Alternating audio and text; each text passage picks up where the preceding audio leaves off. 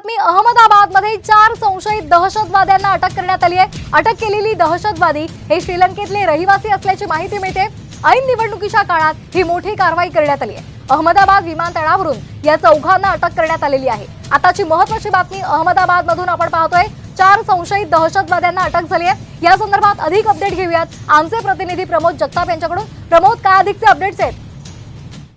केंद्रीय एजन्सीच्या मार्फत गुजरात एटीएसला काही इनपुट्स मिळालेले होते आणि त्यांना असं सांगितलं गेलं होतं 2 दिवसापासून की गुजरातमध्ये काही आतंकी संघटन जे आहेत ते काही कारवाई करण्याची त्यांची तयारी सुरू असल्याचे इनपुट्स मिळाले होते आणि तेव्हापासूनच एटीएस जे आहे ते अलर्ट मोडवरती होतं। आज सकाळी गुजरातच्या अहमदाबाद एअरपोर्टवरनं खरं तर या चौघांना ताब्यात घेतलेलं आहे आणि चौघही इसीचे दहशतवादी असल्याची माहिती मिळालेली आहे। जेव्हा त्यांच्याकडनं पोलिसांनी किंवा एटीएसनं चौकशी केली तेव्हा लक्षात आलेलं आहे की हे चौघही श्रीलंकन रहिवासी आहेत आणि त्या चौघांनाही आता गुजरात एटीएसनं ताब्यात घेतलेलं आहे। त्यांच्याकडनं चौकशी जी आहे ती एटीएस कडनं सुरू आहे आणि 4 वाजता या सगळ्या संदर्भात पत्रकार परिषद घेऊन पुढची माहिती जी आहे ती एटीएस जाहीर करणार आहे। धन्यवाद प्रमोद, आपण दिलेल्या सविस्तर माहितीसाठी।